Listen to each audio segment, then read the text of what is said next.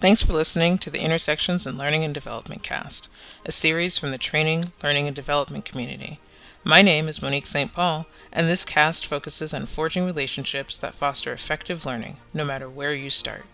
Whether you design, develop, deliver, support, or consult, and/or all of the above, we hope to provide you with new ideas, inspiration, and connections across the L&D community.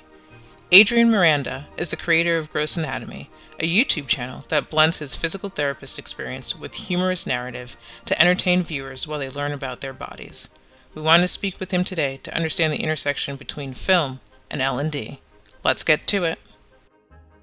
Hi, my name is Monique St. Paul. Welcome to our newest episode of Intersections in Learning. My co-host is Lisa Crockett, and Hi. here she is. And then we also have our guest here, Adrian Miranda, who is going to be speaking to us about his intersection in learning with his YouTube channel, Gross Anatomy, which is bringing physical therapy as well as entertainment and video into learning. So, Adrian, why don't you give me a little intro to who you are and how you got here? Yeah, hello. Well, you asked me to be here, so that's how I got here. But no, in general, I'm a physical therapist, graduate of Ithaca College. And in my grad year, my final year, I came back from a class. I think it was like orthopedics or something. I think it was orthopedics or surgical implications of orthopedics. And it was just like a eureka moment where I was like, this has to be on TV, and I want to be on TV. And I didn't know how I was going to do it, but I was like, this is not expensive. We as my profession, because I can only speak for my profession, it wasn't expensive equipment. Like there was no scalpels. It wasn't like a dentist's office. I was like, most of this is education. So I was like, this has to be on TV, but I want to be the best physical therapist ever first, and then I'll kind of figure out how to get on TV. Fast forward 5 years into my practice, a patient of mine was an actress and invited me to go see her performance, and then we went out for drinks afterwards with several of her friends. And one of her friends was a documentary filmmaker, and I told him that I had this dream to make a documentary about back pain, and so he referred me to this organization called Brick Arts Media that teaches residents of Brooklyn. I was living in Brooklyn at the time, filmmaking for like a fraction, like $50 for the weekend, and you're in field production for 3 days. Wow. And it's like, so I took that and I took everything because I was like, I have tons of student loan debt and I can't go back to film school. And so after that, I was in 2012. So after that, I just, YouTube University, learned everything I could, and became a host on their actually a TV station. And after that was finished, that was like a year and a half of that. I decided, let me go learn everything there is to do with filmmaking, and I did. And part of that was that because I couldn't afford, I asked one of my buddies who went to Ithaca with me. He has his own production company, very successful now, Red King Productions. I asked him how much it would cost for like a 1.5 minute, and it was like $700, and I was like, oh my gosh! So I did it. I did it anyways. Wow. But after that, I was like, I can't afford this to do like 10 videos. I wanted to Yeah, make that's videos. crazy. So I learned everything myself. So I learned Premiere Pro, how to edit. I did Final Cut Pro and then Avid as well, but Premiere Pro, After Effects, and then learned about DSLR filmmaking. Played with some cinema cameras, coloring, color grading, and then I wanted more, and I wanted to be able to animate anatomy assets or anatomy things, and so I got into Blender briefly. Then I went to Unity and Unreal when a buddy of mine from my CrossFit gym was working with a company that does VFX and like they were into VR and 360 filmmaking. And I saw one of his films that he helped produce, and I was walking down the street and I was spinning, looking at my mobile phone. 360 video, wasn't a headset, and I was like, "Oh, this is really cool." And then I just got into like Unity and Unreal, and I just wanted to take over the whole entertainment software game. I'm no super expert in any of them, but I know enough to get around and create some content. And then now it's even gotten worse. It's like I want to tackle every type of platform, but the point is I wanted to educate people about what I knew. That if I can educate the public, the general audience, which is a very, very ambitious goal, then I could treat more people than I could if I worked a full-time job in a clinic, or even if I opened clinics up. So that was kind of my passion, was to kind of create a Bill Nye the Science Guy, Tyler Perry style kind of content that people can consume without feeling like they're learning. That they'll just go about their business and tell their friend, hey, I know you have a bad shoulder. Go check out this episode 4 on Netflix. So that's kind of what it came down to. But I wanted to create a narrative, and I studied, film screenwriting and the format of TV series mostly because that's my passion was episodics. Save the Cat. So I learned the whole industry around filmmaking, telling stories, because I felt like I could relate to my audience better. If I put in like when one of my web series episodes is Janet Jackson, I was like, well, there's a lot of Janet Jackson followers, so if I combine it, I'll get more people to watch it. Whether or not they care about their shoulder in 2 years, maybe like, oh, I remember this about that video. So that was really the goal, was to create kind of a episodic single camera comedy that could be on any type of network or nowadays streamers that people can just watch for fun. Like they don't have to feel like they're Googling and YouTubing, shoulder problems or even anatomy stuff. So that's kind of where I'm at now. And so now I'm just producing things. Adrian, if someone wanted to do what you're doing, like, I mean, because you talked about Unity, you talked about Unreal, you're talking about cinematography, like so many different places. Like, is there a place you go where you learn things? Or you like, I Google, I YouTube? Like, how did you get here? Yeah, it was, well, Sorry, first Monique. brick. Yeah, no, first brick kind of gave me the one-on-one kind of thing. But then that was just a weekend, right? So you have to practice it. But then honestly, YouTube. I watched so much YouTube. I was teaching for about 4 years in Bayshore, Long Island, at Toro College. And on the train, it was an hour and a half, 2 hour. It's a 2 hour trip. I would just consume YouTube. I got YouTube Premium because I would just watch tons. And if I had ads, it'd take me longer. So I wanted to consume as much as possible. So YouTube was a lot. Like if YouTube wasn't around, like sometimes I think like maybe I didn't become a YouTube influencer, but it was probably there was a reason for that because YouTube taught me. Like it was my film school and XR school and everything. For example, like I'm editing the podcast, so I actually kind of had to figure out how to use Premiere Pro to record your voiceover, and it's so easy. Then I also learned how to improve the sound quality in Premiere Pro, and I could have gone to Audition, but I kind of just comfortable with Premiere Pro, and I've used GarageBand for a while because I also do music. And then, so yeah, I went to YouTube. Like literally, like YouTube audio, Premiere Pro podcast. That's all I put in, and then you learn. You kind of learn. You learn to learn, and then you learn to learn quicker. That's so. To answer your question, it was just mostly, really, 99% of it was YouTube with some in person classes sprinkled here and there. Excellent. Thank you for that. I want to bring up something that you mentioned to us one of the last times you talked to me is if a student fails, I fail, is what you said as an instructor. And so I just want to have you speak about that. I think you've done both in person as well as obviously episodic videos. Now I can say episodic and I can attribute that to you.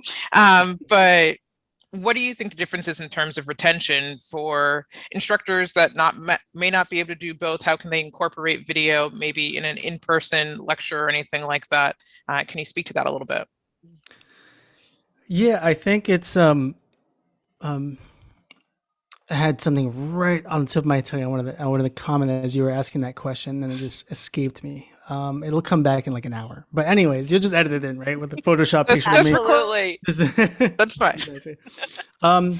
But it's not about video. That was just what I loved. I grew up in the hood. I wasn't allowed to go outside and play, so I was consuming television because I couldn't go outside and play because my parents thought I'd get involved with the wrong crowd, which they were 100% right. So I just watched novelas and the Spanish news, which is wild. Okay, that's like entertainment enough. And then I watched like Fresh Prince of Bel-Air, Family Matters, all these shows that were really influential that I realized that later, like it took me like 30 plus years to realize that there was always a message in those things. And so it's really not about the platform, it's about the narrative. So as an instructor, you can either record yourself talking, or you can kind of come up with some kind of stories that you've had as an experience that relates to your students. That's really what I'm trying to do, is trying to relate to my audience as best as I know how to and as best as I can. But I think that's the challenge is, most of the teachers that I remember were one supportive, obviously, and they cared about me as a human.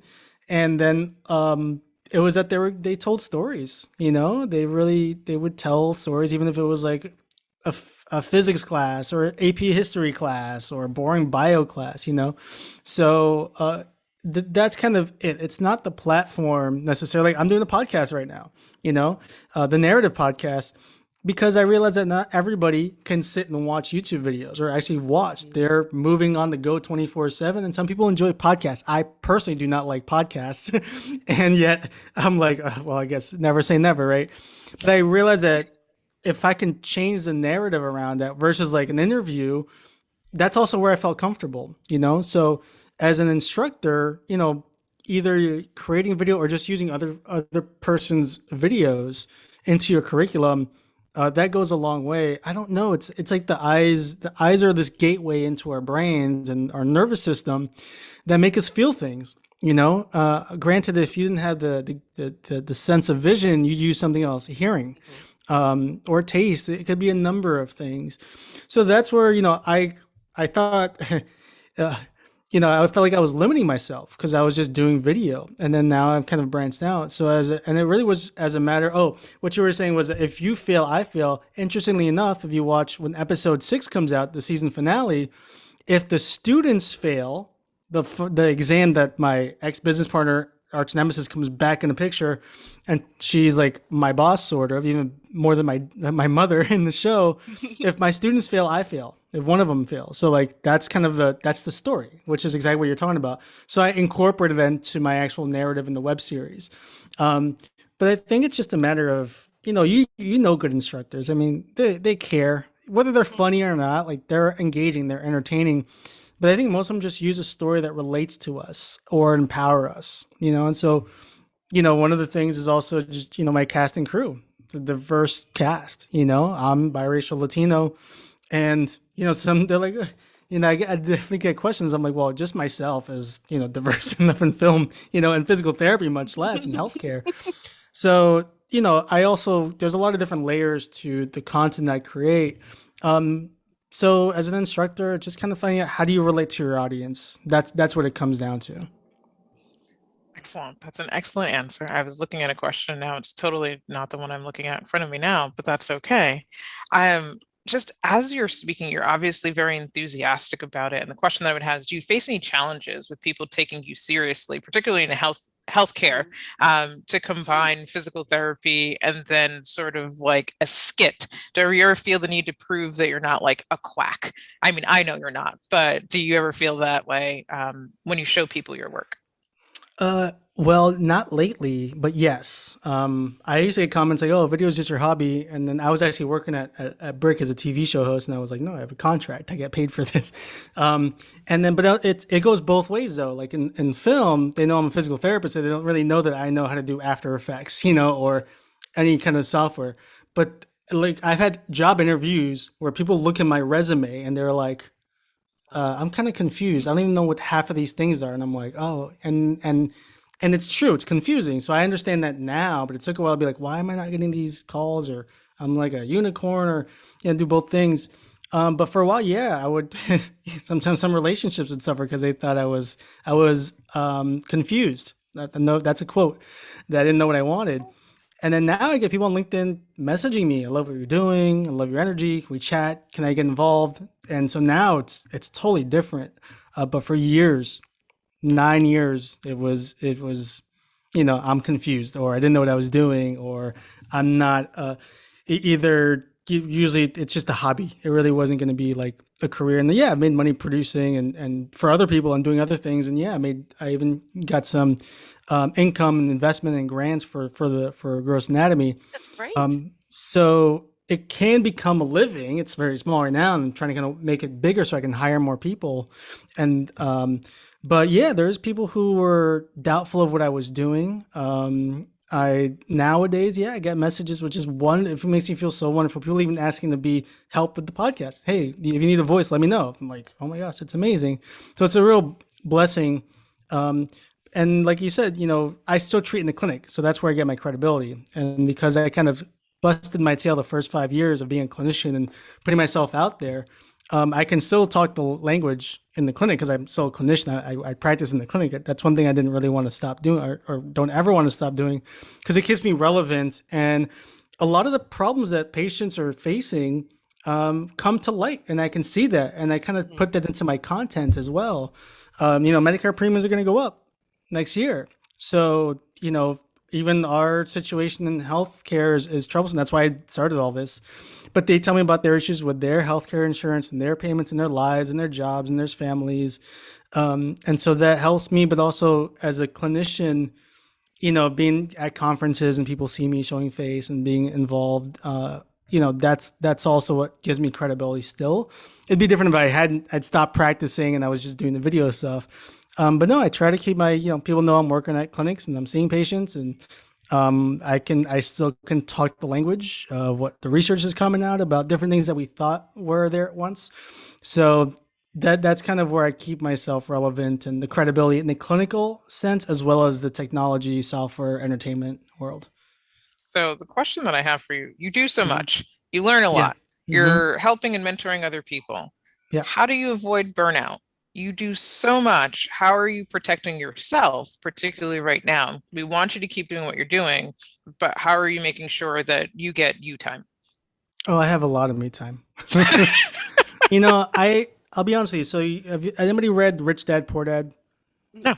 No, Robert Kiyosaki. So it talks about how his biological father, his real father, was the poor dad, and he was a professor, and he told his son Robert Kiyosaki, who's now a multimillionaire real estate, everything Bitcoin guy, very popular, can be controversial, but his book was very popular, and said that his biological real father was the poor dad because he said education will get you rich, and then he had his best friend's father had, I think, a high school degree, and he owned like 5 businesses and was super, super wealthy. And so, but the difference was that his father was an expert in one thing, and a niche thing, and was a professor, faculty, academic. And then I think at one point he lost his pension too. And then the rich dad knew a little bit about everything. And one thing that I learned, I was like 20 when I read that. I grew up poor. I grew up with family that, we barely, they stole our groceries. And my parents were like, oh, we'll pray, we got to pray, God will provide. And they were right. But then I went to school. I was a part of a nonprofit with super, super, super rich kids. I mean, but they were also doing, hard drugs at like 8th grade, and their nannies would pick them up and their parents weren't around. And, they talked back to their mom. I'd be at a play date and I would crumble, and they would just be laughing, and the parents like, I'm gonna spank you, and they'd be laughing at their parent. I'm like, mortified. I would home if I did that. I would be done, right? Yeah, that didn't So not good. it was 2 different worlds. This was all in Manhattan, and so I grew up thinking I want to make sure I have time for myself, my friends, and my family one day, but I also want to be financially, successful. And so, right before COVID, yeah, I kind of had it all. I was working probably like 35 hours and making very good money. And my colleagues would be like, hey, can I call you? Can we set up a Google Meet or a Zoom? Here's my Calendly. And I'm just like, just call me. And they'd call me like Tuesday at 2, and they'd be like, how are you not working? I'm like, I have a pretty cool setup. But that was my goal, was to have that flexibility, and or my jobs I love. So I don't feel like I'm working. That's why I'm not burnt out. At the clinic, I'll have a day or two with one patient that's kind of it's tough, or they're challenging, or their condition is challenging. But I love my practice. I love working in the clinic. So I think the burnout comes when you're unhappy with what you're doing. When I'm on set, when I'm writing, actually, I don't like writing. I'll be honest with you. I procrastinate so much with writing scripts. But I love everything I do. There's really, and so a lot of times what happens is that the things I enjoy, for example, swing dance, social swing dancing, I do things like that. I will, even going to a movie or theater nowadays. Movie theaters are empty, which is amazing. Not that I go very often anymore, but when I do go, it's completely empty. I'm having fun, and I'm also learning something I can pull into my content. So it's kind of like it's not gonna burn me out. I think the burnout is like looking for the next grant funding or the next investor. What do I do to Next finance client. this? Yeah. Yeah, that's pretty much what the burnout comes to, and it gets exhausting. And I just kind of take a day off, take 2 days off, 3 days off, take the morning off. But I always do stuff for myself, So I dabbled back in karaoke a little bit, and I kind of stopped. But that's an escape for me. Right. Swing dancing is an escape for me. Watching TV and movies is an escape for going to the gym. I work out and run. 4 to 5 times a week. So that's also a time where I can just focus on myself and kind of recharge my body, but also to keep myself healthy when I do shoots, that are active. So I definitely made the point when I was in my early 20s. And then when I was like 25, I was like teaching. I was doing in the clinic 8 hours, 9 hours actually. Then I was going to rehearsal because I was doing musical theater. And then I had my PhD program that I was doing homework till like 2 a.m. and restart. And at one point I was like, I can't do this.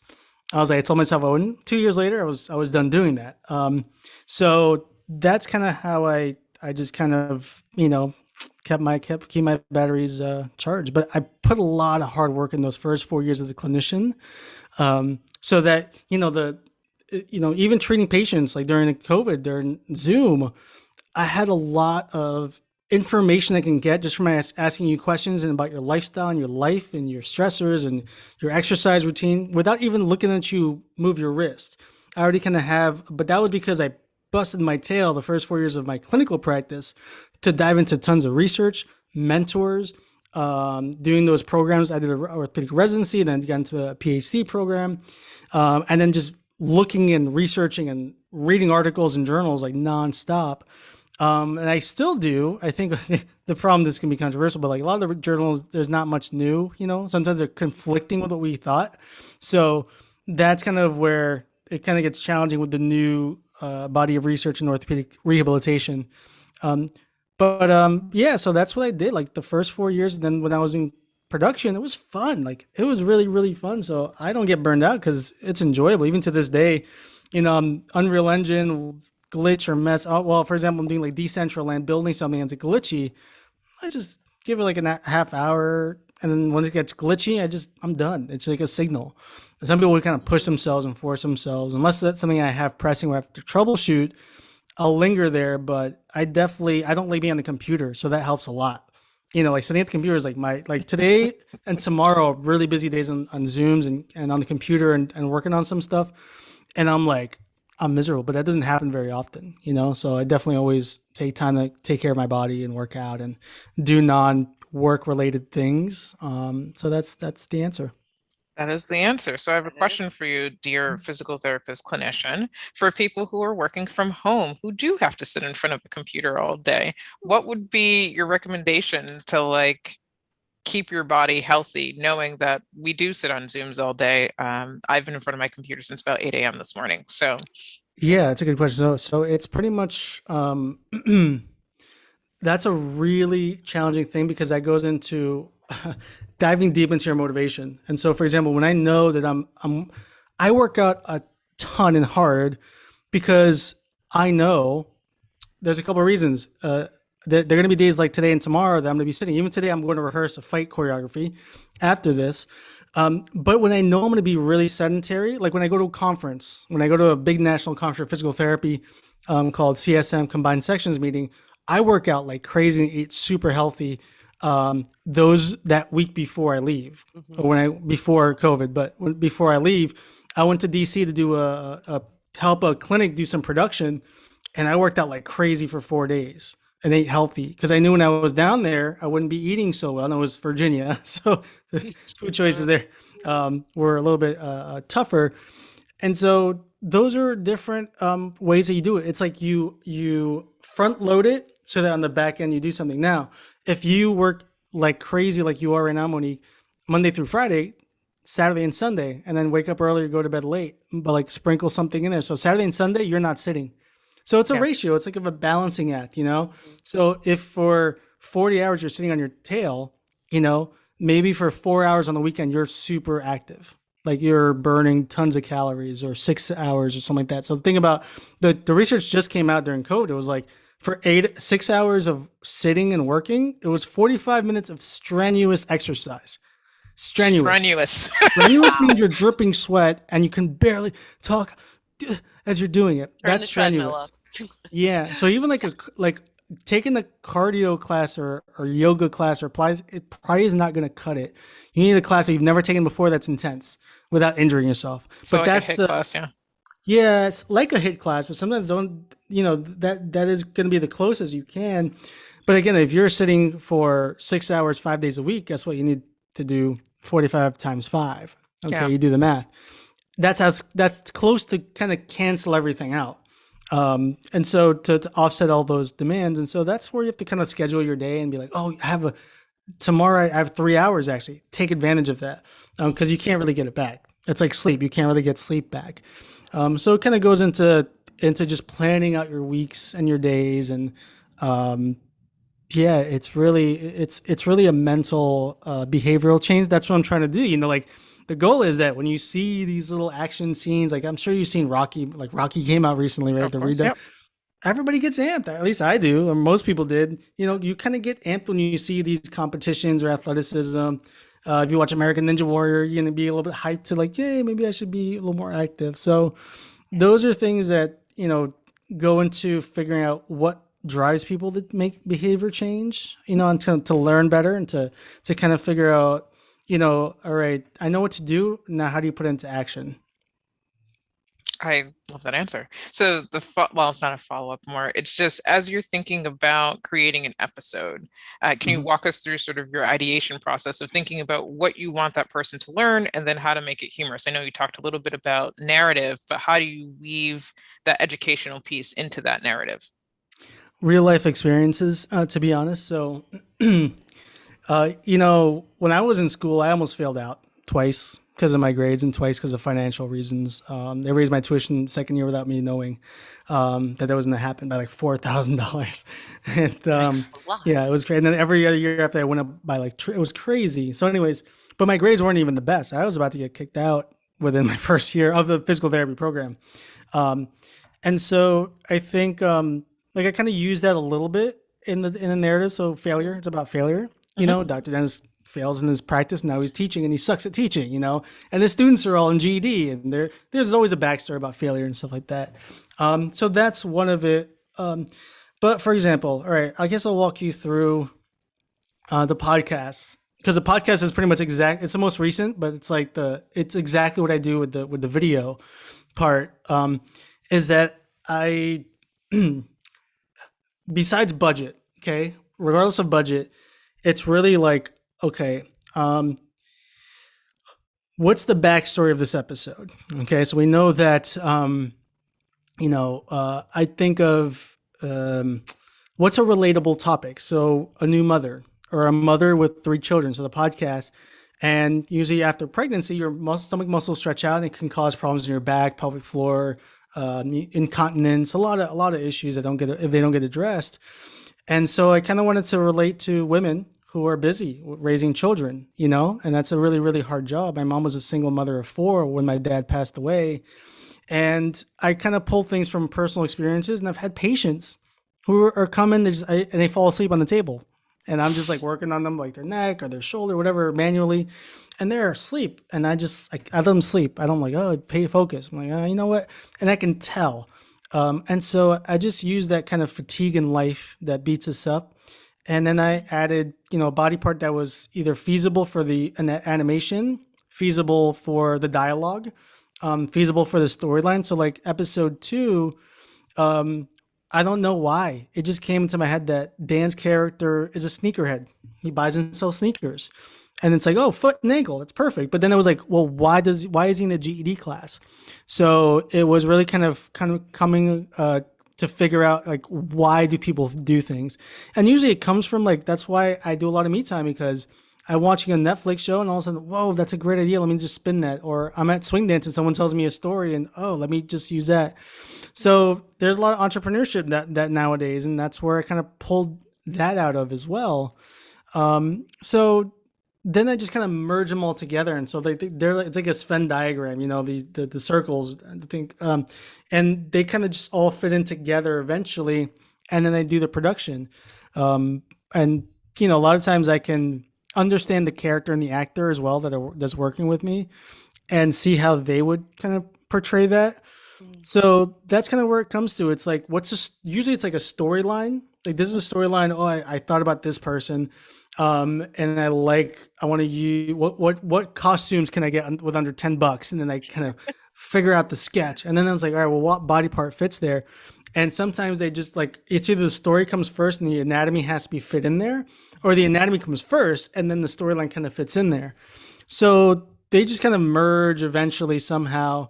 But usually there's something in my brain that's already on a big high alert, like, hey, you got to do something, or I had thought about something in the past and I want to kind of put it in there.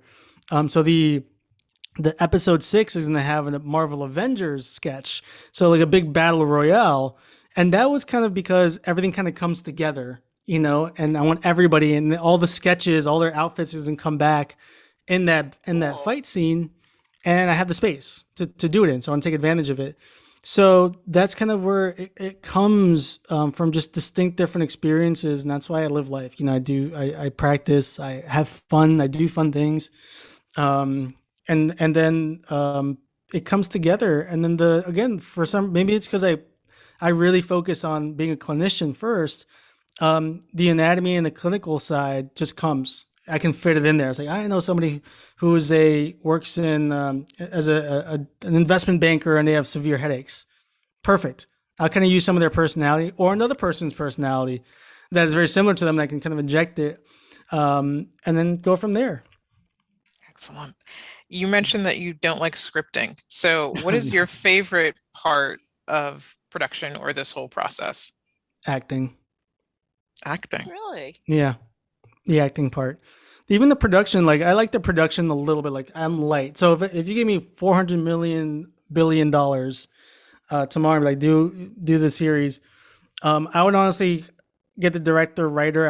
I'm the subject matter expert, but I would still actually hire other physical therapists or surgeons or medical professionals to be part of the writing team, and have writers, real writers, do that. And I just kind of oversee it. And I'd be like, no, we got to do this because they can't communicate. Subject matter expert and the writers and the producers can't communicate. So I'll be that liaison. So you're a director then. Yeah. So, but even then, I'd hire a director. I wouldn't even want to. I'd be like, tell me what to do, and I would do it. But like for me, it's like the very, very top level of production. Like this is the season arc. This is the season. All right, you guys write it and produce it, and then I'm just gonna act and give you my lines, and that's it. And the animation, obviously, and the VFX, I would be like, all right, this is where we want to. But eventually, at that point, we'll have the tone and the branding and everything done. So we have like the style of the visual effects and the animations all done. But yeah, so I enjoy the acting. I'll be honest with you. I like it's back pain. Let's consider these three options, and these things are important. And then give me my lines. Tell me what we're doing. Where's the set? What's the sketch? That's really what I would enjoy doing. Excellent. So last time we talked, you mentioned that Tom Hanks is the person that, not that you admire, that you fanboyed, I believe was the question that I asked. No, Can you? no. You wanted me to say Tom Hanks. I said Tom Cruise. Tom Cruise. I That's apologize. right. I That's apologize. right. And we were all I aghast. can't remember everything. So Tom Cruise, you want to talk about your dear friend Tom Cruise and why you might fanboy him? Yeah, my buddy Tommy. Your buddy Tommy. So I'm kind of a chicken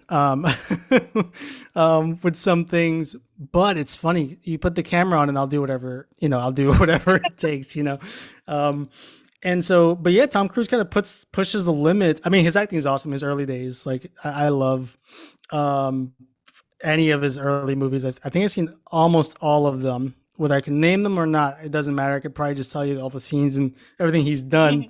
Risky Business, I love him in that. Top Gun, everything early before his action days, and then now with his age as a physical therapist. That's also why I'm crazy about him and his talent and his work ethic, because I mean, to do all the stunts that he does and all of the action and acting, and he can sing as well, takes a lot of work on your body, like a lot of care on your body. I mean, he's broke his foot in Mission Impossible Ghost Protocol. I've seen the video. It's And gross. he came back in less time than you're supposed to. And I was not surprised. So a lot of it's the mental capacity. I mean, he's doing halo jumps. I mean, he's hanging onto helicopters.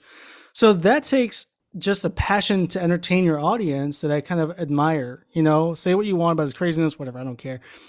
People say he's a really nice person to work with, but from interviews, obviously, not from personal knowledge. But it's there's a work ethic there that I admire, a lot. But also, like The stunts that he does, the writing. These are silly, can be silly movies, these Mission Impossible, but they're good. Like there's a storyline. You're like, is he gonna do it? And it's part of like, he's trying to save the world, but he can't forget about you, Monique. If you're about to get, toasted, he's gonna save you and the world. But there's a dilemma there. Like that's where like the writing, and he's a producer as well, where he was like, well, I can't do that. So how do I do it? Become a producer. Okay, I'll do that. So he kind of said, screw it, I'll just do it myself.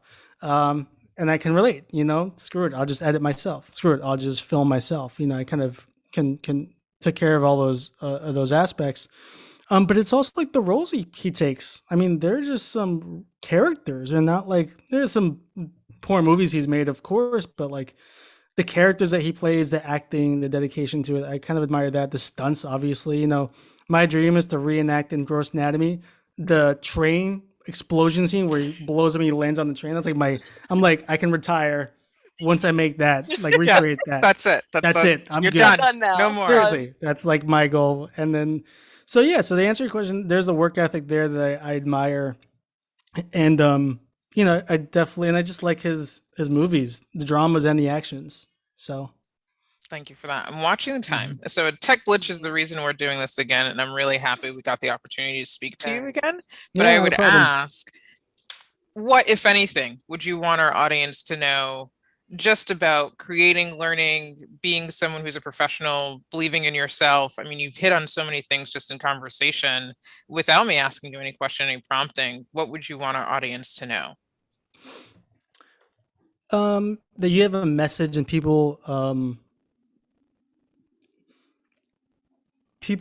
want to hear your message and your voice, and people are hungry to learn. I think that we kind of assume that people can be lazy or they don't want to know any better, but people are eager to learn. I mean, we're going through a situation in our country where it's like, disinformation, misinformation, information. People are hungry to learn. I think it's part of just human nature. We're trying to survive. So the more you know, the better off the species is.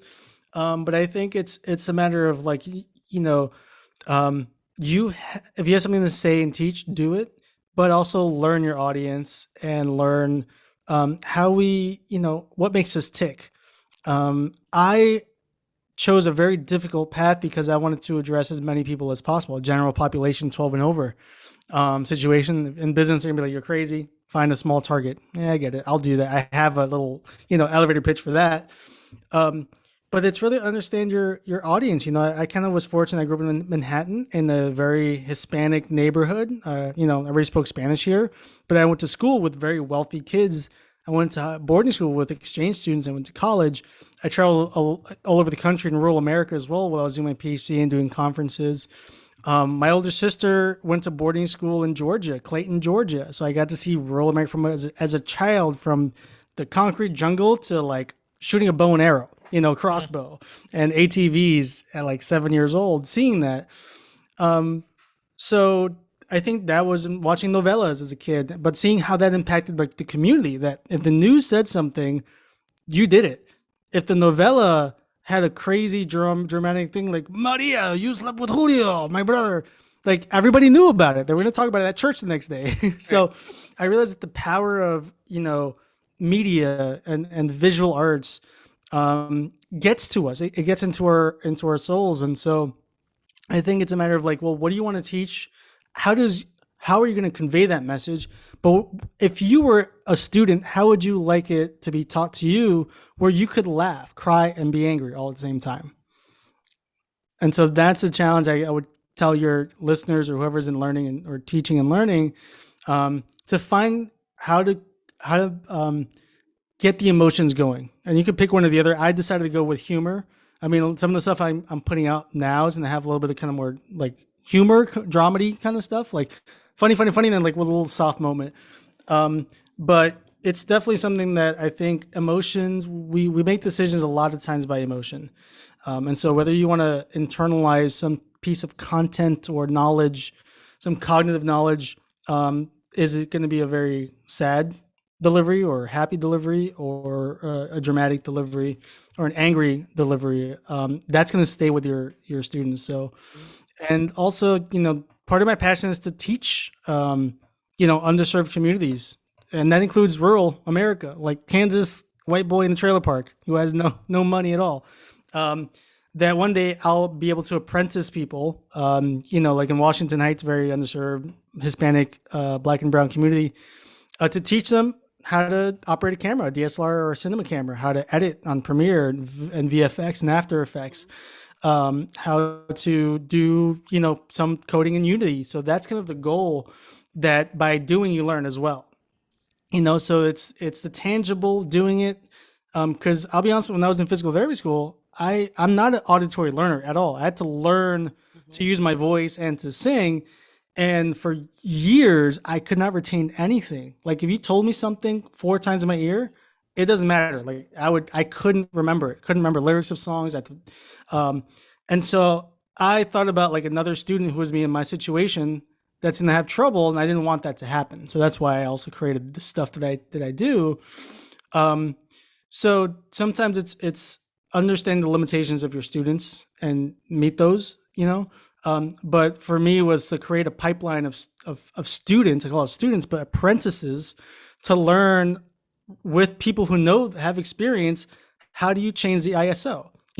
How do you change the depth of field? What lenses do you use? What color grading should you do? But have them right next to them so they can see it and do it. By the time they're 17, you're learning these things and technology software. But it's not even just technology. It's also, we forget about it, like carpentry, set design. Like, yeah, I actually want people to design my sets, like woodworking, Yeah. And costumes and makeup. So that's kind of the other pillar of Gross Anatomy, is that I want to be able to hire. I actually hired a production assistant on episode 5. He's 17. He's a dreamer. Came from Honduras in caravans during that caravan. Was it 2 years ago, right before COVID, I think. Oh, wow. So he's one of them. He was on our. She was actually in the video of episode 5. He's in the background. I'm just like, oh, Juan Manuel, what are you doing there? I'm like, oh my gosh, it still looks great. It looks like he's just like a bystander, but he's in it. You kind of like quickly. And that was my first. I'm like, I'm doing it. It was with one person, and he's very, very quiet and shy. And so my sound guy, he's from Argentina. He was asking me how did you like it? And he's very nice guy. And he was like, yeah, I liked it, but it was hard to tell, But then I asked my mom who connected me with him, and she was like, yeah, he had a lot of fun.